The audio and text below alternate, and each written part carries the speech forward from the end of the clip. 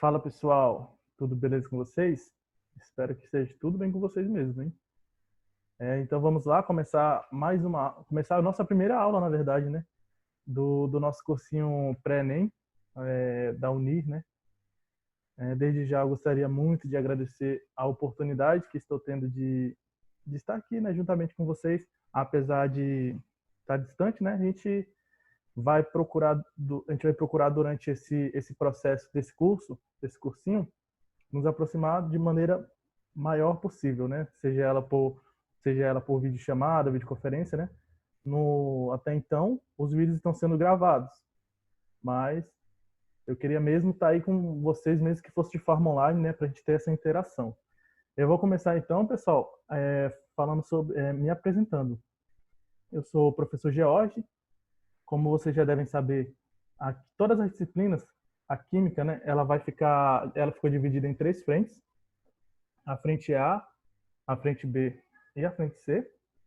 Eu fiquei responsável, então, por ministrar as aulas da Química de frente A, que vai falar basicamente sobre Química Geral e Química Inorgânica. E também no final da disciplina a gente vai falar um pouco sobre Química Ambiental, que é bastante importante, cai bastante no Enem. E vamos começar então falando da nossa aula de hoje, né? Nossa primeira aula. Então, a nossa primeira aula ela vai abordar sobre modelos atômicos e a lei das reações químicas. Então, vamos lá. Primeiro, eu sempre gosto quando é a nossa primeira aula de química, falando de química geral, fazer uma breve introdução em relação aos conceitos básicos de química, o que é química, né? E eu coloquei aqui uma pergunta para vocês. Você alguma vez já se questionou sobre sua origem? A maioria das pessoas sim, né? E as perguntas mais naturais que podem surgir quando pensamos nesse assunto são as seguintes: de onde nós viemos? Por que estou aqui? Para onde irei? Quem me originou e para quê? De que eu sou feito? Claro, pessoal, que essas perguntas, algumas entram no conceito de religião, né? E algumas entram no conceito científico. Mas eu acredito muito que nós devemos juntar tanto essa questão do conceito científico como também da religião. Mas a gente não está aqui para falar sobre isso, né? E quando a gente fala então de ciência, de química em si, ela vai responder de fato, né, do que sou feito. Essa pergunta aqui que a química ela está mais relacionada, né? Só que assim, pessoal, apesar dessas questões aqui, ó, elas estarem ligadas mais aos conceitos religiosos, já existe hoje uma ciência chamada de química prebiótica, que ela tenta sim, é, ela tenta classificar, definir de modo científico, responder, né, todas essas perguntas aqui, ó. E a gente sabe que toda ciência ela surge a partir de um pensamento filosófico, né? Que todas as ciências elas surgiram desse pensamento, né? A questão de perguntar, da curiosidade, né? Acaba quando você tem uma pergunta, você quer achar uma resposta para aquilo. Então é basicamente isso que onde a filosofia está inserida, né? Todas as ciências basicamente elas são provenientes da filosofia. Por isso que eu acho uma ciência extremamente necessária quando a gente fala de introdução da química. E tá, beleza, mas o que é ciência, né? Ciência, ela é um módulo, é uma apresentação criada pelo homem, que procura retratar um fato ou um fenômeno. Eu vou dar um exemplo para vocês de como eu posso definir ciência. Por exemplo, aqui tem uma caixa de presente. Vamos supor que você está lá na sua festa, né? No chá de bebê, por exemplo. E daí tem aquela brincadeira, né? Que a mãe ela tem que pegar o presente e descobrir o que está dentro daquela caixa, daquele presente. Então é basicamente isso. O que, que ela faz? Ela pega essa caixa e ela começa a balançar, né? Conforme o barulho, o peso, né? Com o barulho, ela pode definir também o material de que é feito aquele presente. Então, com isso, só esse fato, né? Ela tá juntando, baseado no conhecimento dela, ela está juntando alguns fatores que possa levar ao descobrimento, né? do que é aquele presente que está ali naquela caixa, né? E isso, então, essa questão de pensar, de juntar fatores baseado em critérios, é a formação de ciência. É um modelo de criação de uma ciência baseado em quê? Em perguntas, hipóteses e também critérios. E para chegar em alguma resposta, né? E falando ainda sobre o estudo, ainda a introdução do estudo da química, a química ela é uma ciência criada pelo homem para estudar a natureza, seus fenômenos e suas propriedades. A química ela está presente em nossa vida e são exploradas em várias áreas. E quais áreas são essas que a química ela pode ser explorada? Ela pode ser explorada na indústria alimentícia, na indústria farmacêutica, que eu acredito assim que seja todas, na verdade todas são importantes, né? Mas para mim essa questão da indústria farmacêutica, não sei se é pelo fato de eu trabalhar na questão da química medicinal, eu acho uma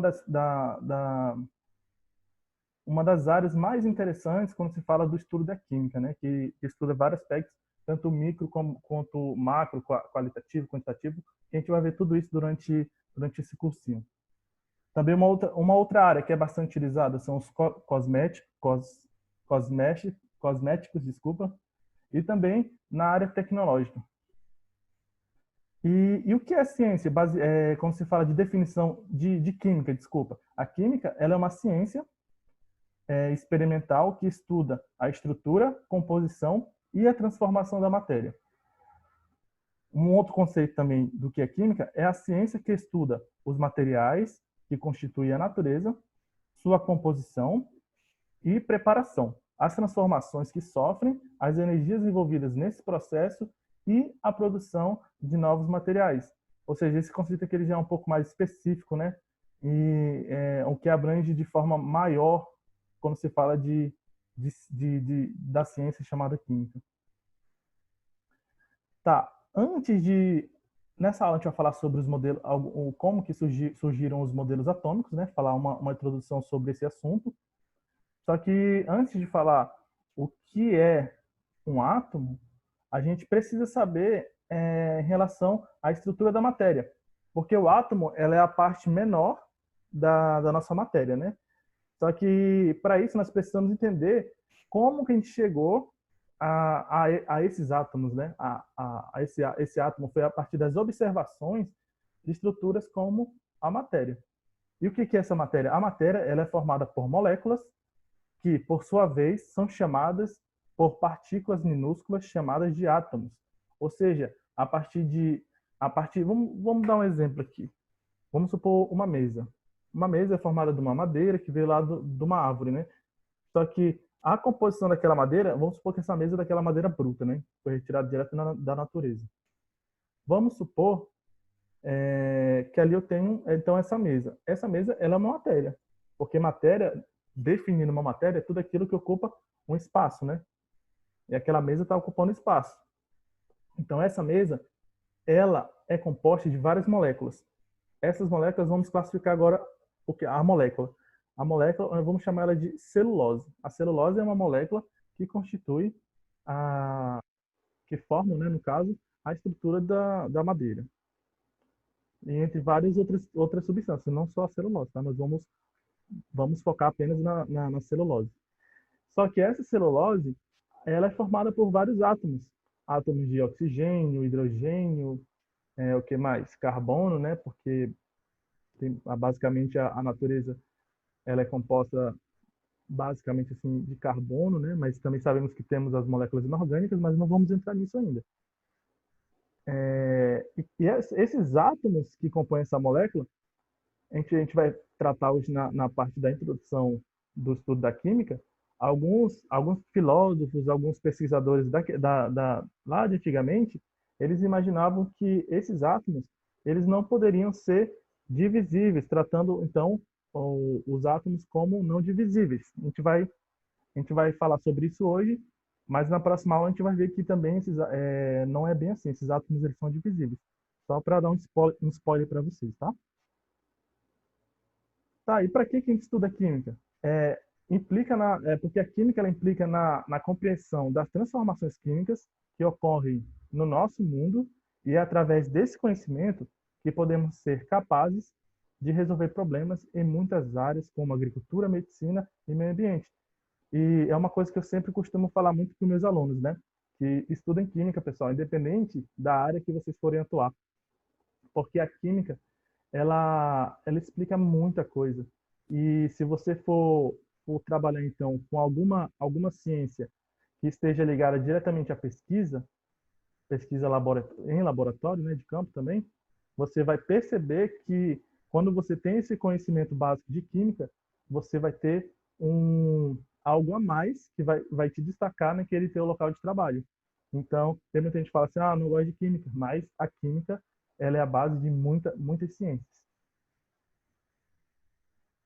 Desculpa. Aqui eu trouxe um exemplo de onde que a química ela pode ser aplicada. E esse exemplo do nosso dia a dia, né? Um tênis qualquer. Nesse tênis, ó, como podemos ver, aqui temos a borracha, que essa borracha ela é proveniente então da natureza, lá das seringueiras, né? Bastante conhecida lá no Acre. Um outro material, tecido, ele é proveniente do algodoeiro, aquele algodão, que é, não sei se todos já viram, né? Mas é bem legal, bem interessante. Esse metal aqui, ó, que compõe não só o tênis, mas todos os metais que nós conhecemos aí no nosso dia a dia, nosso cotidiano, esses metais também eles são provenientes da natureza. Como aqui um exemplo, a extração de minério de ferro da natureza, né? Fazem escavações, minerações para que seja obtido então esse ferro. Mas também nós temos, além do natural, nós também temos as nossas fontes sintéticas. Aí aqui temos, por exemplo, o petróleo. Apesar de ser natural, a gente consegue então sintetizar algumas partes deles, né? E também o nylon, que é o plástico, né? Que ele pode ser utilizado em várias indústrias, tanto para plástico, como também, principalmente, para tecidos, né? Um tecido mais plástico. Então, já falamos então sobre a química, o que é química, né? Então, vamos entrar no assunto da aula de hoje, que são os modelos atômicos e as leis das reações químicas. Eu acho muito legal quando a gente fala dessa introdução, que eu já falei no começo da aula para vocês, que a química, todas as ciências praticamente, elas surgiram do pensamento filosófico, o pensamento, né? Então, aí aqui tem um exemplo do Demócrito. O Demócrito foi um filósofo entre os anos de 460 a 370 a.C. Ele acreditava que um pedaço de metal fosse dividido em partes cada vez menores. Acabaria chegando no final a uma partícula microscópica que não poderia ser mais dividida, mas que ainda apresentaria as propriedades do metal. Essa partícula seria o átomo, que no grego, né, significa indivisível. Demócrito utilizou sua teoria atômica para explicar as propriedades físicas das substâncias. Para a maioria dos filósofos da época, essa ideia de átomo era completamente absurda. Então, Demócrito foi dos primeiros filósofos, né, que começou a pensar nessa questão da divisão da matéria. E qual seria, então, a menor parte indivisível da matéria, né? E Demócrito, ele, como é que eu posso dizer? Ele tinha plena certeza que a menor parte ele considerou como átomo, e por isso que ele colocou o nome átomo, que era a menor parte indivisível, né? Que esse nome, ele está conosco até hoje, né? Até hoje, nos livros atuais, um átomo é chamado, um átomo é chamado de átomo, um elemento, né? Mas já fica sabendo que o átomo ele é divisível. Então, esse aqui é só no começo, quando Demócrito começou a pensar em relação à divisão da matéria, na menor parte da matéria. E para alguns filósofos, no entanto, essa ideia de que o átomo fazia sentido, apesar de que para alguns não fazia sentido, para alguns faziam. E um deles que fazia sentido foi o Epícoro, que ele nasceu no 341, no ano de 341 e morreu no ano de 271 a.C., que fundou a escola em Atenas. E ele fundou essa escola justamente para propagar esses pensamentos, né? Ele foi vamos supor assim, um seguidor, né, do Demócrito. E ele fundou essa escola justamente para propagar essa ideia atômica do Demócrito, que a menor parte indivisível seria então um átomo. Mas também tiveram outros grandes filósofos, como por exemplo o Platão e o Aristóteles, que foram contra essa hipótese atômica, e as suas ideias prevaleceram durante séculos. A maior parte das correntes iluministas rejeitavam ou simplesmente ignoravam a teoria atômica de Demócrito. Um outro filósofo bastante conhecido, né, um outro pensador daquela época, um cientista, Galileu Galilei, ele explicou o aparecimento de uma nova substância após uma reação como sendo decorrente de um rearranjo de partes muito pequenas para serem vistas. Então, o que eu acredito que ele fazia, né? O Galileu Galileu pegava um sistema fechado, onde ele deixava uma substância, e essa mesma substância ela acabava se tornando uma outra, baseado em características qualitativas. Qualitativas, quando eu falo, é aquela que são observadas, né? Não são aquelas que quantificam, que mensuram, são aquelas que a gente observa. Então, ali, baseado nas características assim físicas mesmo daquelas matérias, ele observou que aquelas matérias, com o passar do tempo, elas passavam a criar uma outra forma, e ele chamou isso de rearranjo, que realmente a gente sabe hoje em dia que ocorre. Um outro pesquisador foi Robert Boyle, que ele orientou seu trabalho sobre gases e outros aspectos da química naquilo que chamou de sua filosofia corpuscular. Boyle estudou o ar e se perguntou por que era possível comprimi-lo, fazendo com que ocupasse menos espaço. Ele justificou esse comportamento afirmando que o ar era composto de partículas minúsculas que deixavam grandes quantidades de espaços vazios entre elas. Isso é muito interessante porque a gente sabe hoje em dia, eu sempre gosto de comparar, né, o antes e o hoje em dia, que hoje a gente sabe que, dependendo do estado físico da matéria, essa questão aqui que Boyle colocou, ela faz totalmente sentido, né? Quando, por exemplo, eu pego um ar e comprimo, é, esse, essas moléculas, essas substâncias, elas acabam se aproximando entre elas, fazendo com que haja menos espaço, e também fazem com que essas substâncias acabam tendo interações entre si. A gente vai falar um pouco mais à frente, né, que são as interações intermoleculares, que são interações entre as próprias moléculas. E a gente sabe que, dependendo da temperatura, algumas matérias, vamos falar assim, está falando de matéria, né? Se a gente acaba aumentando a temperatura, aquela matéria que era sólida, ela acaba sendo o quê? Líquida. E ali a gente já sabe que há um distanciamento, uma criação de lacunas entre esses átomos, que fazem com que essa matéria ela passe a tomar uma nova forma física. E quanto mais ainda eu aumento essa temperatura, ele passa então do líquido para o gasoso. No gasoso, aí sim você vai ver que essa distância entre essas moléculas serão ainda maiores. Então, Boyle, ele fez essa observação, que ela é de grande importância para os dias de hoje.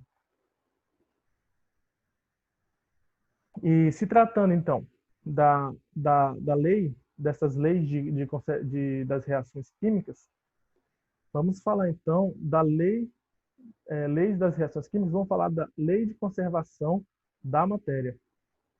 Quando fala, então, da lei de conservação da matéria, quando a gente pega assim, ó, esse nome, conservação da matéria, o que eu quero dizer com isso? Sem ler nenhum conceito aqui. Eu quero dizer que a matéria, independente do que ela sofrer, no final, ela vai chegar com a mesma conservação de massa. Então, vamos lá. O cientista francês Lavoisier realizou inúmeras experiências em que pesava os participantes antes e depois das reações químicas e verificou que a massa permanecia inalteradas quando tal reação ocorria em sistema fechado. Ou seja, ali naquele sistema fechado não tinha possibilidade nem de nenhuma substância ela evaporar, sair do sistema em forma de gás, e nem de outra substância entrar. Então ele já fez essas reações justamente em sistema fechado para evitar esse tipo de interferência. E ele percebeu, então, com essas experiências, que ele pegou, como é que ele fez? Ele pegou essa matéria, esses que a gente chama de reagentes, né? Colocou para reagir. No final, ele viu que realmente houve reação porque teve uma mudança no físico-química daquela matéria, ou seja, visual, né? Algumas algumas modificações visuais que ele conseguia observar, então, que havia, então, sofrido uma reação. Só que o que ele fez? No começo, ele pegou esses reagentes e pesou lá na balança e anotou essa massa, né? E no final dessa reação, que ele viu que tinha ocorrido realmente de fato essa reação, ele pegou e pesou novamente. E quando ele pesou, ele observou que daquele sistema não tinha saído, a massa continuava sendo o mesmo. Ou seja, e por conta disso ele acabou criando, então, essa lei da conservação da matéria, que diz o seguinte: em uma reação química, a soma das massas dos reagentes é sempre igual à soma das massas dos produtos, né? Pode surgir um produto ou mais produtos. Então, isso é muito, muito interessante. E essa lei, né, ela também foi chamada de Lei de Lavoisier e é enunciada de modo mais amplo, acho que é a lei onde é mais falada, né, que a gente acho que acredito que todo mundo já ouviu falar dessa lei de Lavoisier, que é: na natureza nada se cria, nada se perde, tudo se transforma.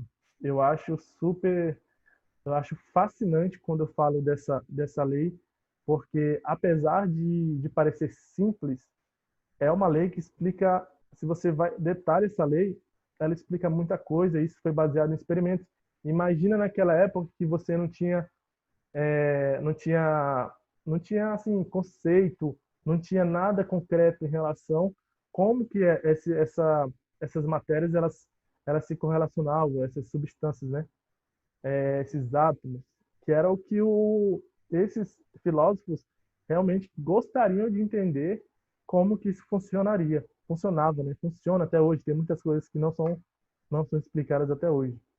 Então eu acho isso fantástico. E quando você entende esse tipo de essas leis e aplica no dia a dia, eu acho isso maravilhoso. Uma outra lei é a lei das proporções definidas. Então vamos lá. O cientista francês Proust, Joseph Louis Proust, também realizou cuidadosas investigações sobre o tipo e a quantidade de elementos presentes em diversas substâncias compostas e chegou a uma importante generalização em 1797, que é conhecida como a Lei de Proust. Qual que é essa Lei de Proust? Uma mesma substância composta possui sempre a mesma composição qualitativa e quantitativa, independente do seu histórico. E o que ele quer dizer com isso? Vamos dar um exemplo do etanol. A gente sabe que o etanol, deixa eu escrever aqui para vocês, fica mais visível, né? Que é o C.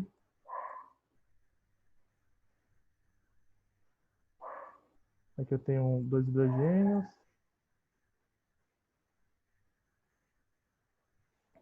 Dois não, desculpa, cada tracinho desse aqui é um hidrogênio, tá, gente? Então, o que ele quer dizer com essa lei de proporções definidas? Ele quer dizer nada mais, nada menos que esse etanol que nós temos aqui em Porto Velho, ele tem uma composição qualitativa. Quando eu falo de qualitativa, eu estou falando da mesma quantidade de átomos, né? No caso, eu tenho 2 átomos de carbono. Quanto de hidrogênio? Nós temos 6 átomos de hidrogênio. e nós temos um átomo de oxigênio. Então, se eu quero falar qualitativamente, eu estou querendo dizer que esse etanol ele tem a mesma quantidade de carbono, quantidade não, desculpa, ele tem na sua composição carbono, hidrogênio e oxigênio. E quando eu falo qualitativamente, eu quero dizer que ele tem a mesma quantidade de cada elemento desse, e também quando a massa ela sempre vai ser a mesma quando eu comparo o etanol daqui de Porto Velho com o etanol, por exemplo, lá do Japão. Então, o etanol ele tem que ser etanol aqui e lá no Japão. É isso que a lei de proporções definidas, a lei de Proust, ela fala para a gente, né? Independente do seu histórico, de onde que dá origem desse etanol, esse etanol ele vai ser a mesma coisa, vai ter a mesma composição qualitativa e quantitativa. E essa lei ela foi posteriormente entendida a qualquer reação química estendida, né? Em uma dada reação química, há uma relação fixa entre as massas das substâncias participantes. Em uma dada reação química, há uma relação fixa entre as massas das substâncias dos participantes. Ou seja, aí ele ainda fala ainda em relação quando se trata de reações químicas, né? Que no caso é a lei das reações químicas, né? Então ele fala aqui que, por exemplo, para a formação da água, eu tenho H2 em forma de gás reagindo com O2. Aqui eu tenho duas moléculas de H2 e uma molécula de O2, né? Para poder formar, então, duas moléculas de H2O. Certo? Então, é isso que ele fala. Que para eu poder formar, então, duas moléculas de água, eu sempre terei que usar proporções fixas, uma relação fixa, né? Entre hidrogênio e oxigênio, para que haja sempre essa quantidade de água, duas moléculas de água. E que isso é bastante utilizado, então, uma lei que é uma base, né, do cálculo estequiométrico e da utilização das fórmulas da equação, das equações químicas tão comuns na ciência moderna.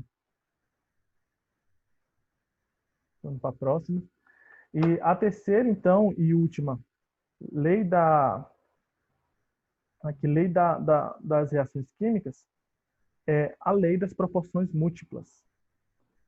O que ela diz? Depois de ter sido esclarecido que duas ou mais substâncias simples podem se combinar em uma proporção diferente, originando compostos diferentes, o cientista inglês John Dalton notou que se fosse fixada a massa de uma das substâncias, as massas de outras guardariam entre si uma relação de números inteiros e pequenos. Em 1803, esse cientista formulou a seguinte hipótese, e que também é conhecida como a lei de Dalton. Quando dois elementos distintos formam duas ou mais substâncias compostas diferentes, se a massa de uma delas permanecer fixa, a do outro irá variar em uma relação de números inteiros e pequenos. O que ele quer dizer com isso? Eu vou dar um exemplo para vocês. Se eu tenho aqui a formação, por exemplo, de hidrocarbonetos, eu tenho hidrogênio, botar aqui, botar aí, hidrogênio reagindo com o quê? Com carbono. A gente sabe que, dependendo da quantidade de carbonos e da quantidade de hidrogênio, mesmo sendo iguais, né, eu posso ter a possibilidade da criação de vários hidrocarbonetos, né? Só que assim, o que essa lei fala? Ela fala aqui que eu posso, por exemplo, aderir uma quantidade de hidrogênios e fixar, no caso, né, uma quantidade de hidrogênios e variar uma quantidade de carbonos.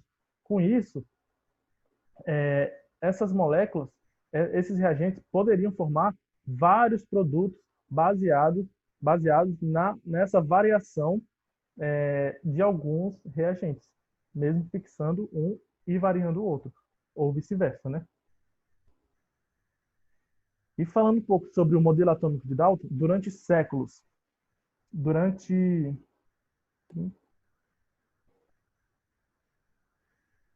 10, só um minuto que eu estou vendo a hora aqui, tá? Durante séculos, a, a ideia de átomos foi deixada de lado, porém no século XIX, o inglês John Dalton, a partir de experiências com reações químicas, retoma o modelo de Demócrito e incrementa o conceito de átomo. Só que quando esses conceitos de Dalton, mesmo que foram baseados, incrementados por Dalton, ele ainda tratava esse átomo, né, como a menor partícula indivisível. E com isso ele fez a criação de 6 postulados que a gente vai ver a seguir, né? Baseado tudo nesse trabalho experimental que Dalton fez no laboratório, que foi publicado no ano de 1803. Então veja que, por mais que Demócrito tenha feito esse estudo inicial anos antes de Cristo, mesmo ainda no século ainda 18, né? No século 18, no século 18, Dalton ele retomou ainda esse trabalho, que é bastante interessante, que você vê que algumas ideias que, assim, falando do modo geral, né, algumas delas elas podem ainda até já ter caído por terra, assim, desuso, né? Mas a gente sabe que ainda tem muita gente que trabalha em ideias que as pessoas não usam no objetivo de, além de acreditar naquilo, achar uma resposta, achar um fato experimental que possa comprovar aquelas ideias que já não são mais utilizadas hoje. E o primeiro postulado, então, de aqui do Dalton, né? Ele fala o seguinte: a matéria ela é formada por átomos indivisíveis e indestrutíveis. Então esse primeiro postulado ainda vai muito de acordo, né? Não foge muito do que o Demócrito falou naquela época, né? Então ele manteve essa ideia do átomo indivisível. Dalton, então, ele relacionou a existência de substâncias simples que não podiam ser decompostas às ideias de indivisibilidade e indestrutibilidade dos átomos. Hoje em dia, apesar da crença atomística persistir, ou seja, algumas pessoas ainda acreditam nessa ideia de que o átomo ele é indestrutível, indivisível, essas ideias não mais fazem parte do modelo atual atômico. A gente vai aprender muito mais para frente quando a gente for falar de, realmente, por exemplo, do modelo atômico de Bohr e Rutherford, por exemplo. O segundo postulado que Dalton deixou nesse trabalho dele diz o seguinte: todos os átomos de um determinado elemento são idênticos quanto às suas massas e às suas propriedades químicas. Só que a gente sabe que não, né, pessoal? Existem alguns átomos que ele fala aqui que em relação à massa, né? Vocês vão ouvir falar mais para frente quando a gente for falar de características comuns, né, dos átomos. A gente vai falar, por exemplo, sobre os isótopos, que têm a mesma quantidade de prótons, mas só que isso faz com que esses átomos, esses elementos, por exemplo, o carbono, apesar de serem o carbono 12 e o carbono 13, apesar de serem carbonos, eles têm a massa diferente por conta dessa característica de quantidade de nêutrons diferentes, de prótons, de nêutrons, desculpa, de nêutrons diferentes, tá? Deixa eu falar isso mais para frente. O terceiro postulado que Dalton deixou, ele fala que os átomos de elementos diferentes possuem massas e propriedades diferentes.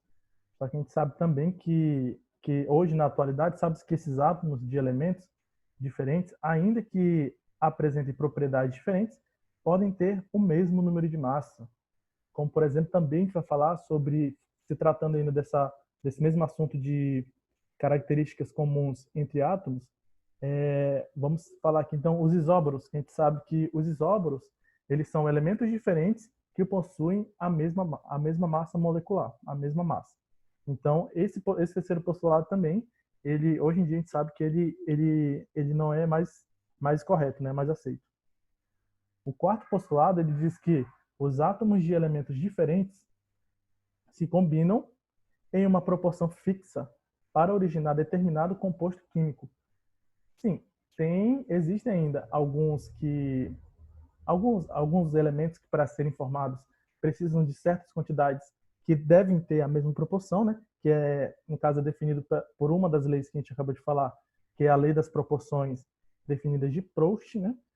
E também a gente sabe que tem uma outra característica de outros elementos, por exemplo, os hidrocarbonetos, que podemos variar apenas a quantidade de reagentes de apenas um dos elementos reagentes para que seja formado diversos tipos de hidrocarbonetos. O quinto postulado, ele diz o seguinte: durante as reações químicas, os átomos não são criados nem destruídos, mas apenas rearranjados, formando novas substâncias. Também esse postulado ele aceita até no dia de hoje, né? Que nas transformações químicas dos materiais realmente não há alteração na identidade química dos átomos. Assim, podemos dizer que esse postulado é aceito até hoje.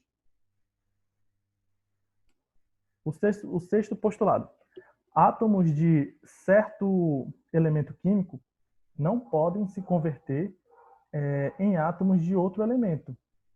Também a gente já sabe que esse sexto postulado também ele já não é tão correto, né? Que ele fala aqui, ó, Dalton baseou essa teoria atômica no comportamento da matéria durante reações químicas.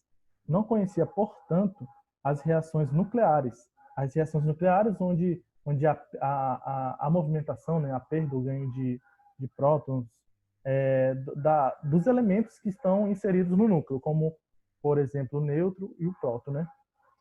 E que ocorre, então, a transmutação natural artificial, né, de átomos, ou seja, um determinado átomo, com o tempo, baseado, então, nessas reações nucleares, eles podem ser transformados em passar, né, a ter uma nova identidade com outro átomo no que diz respeito à massa, número de prótons, elétrons e nêutrons, tá? A gente vai falar isso mais para frente. Era isso, então, pessoal, que eu tinha para falar para vocês hoje. Na próxima aula, a gente vai relacionar os diferentes modelos atômicos. Hoje a gente falou basicamente do modelo atômico de Dalton.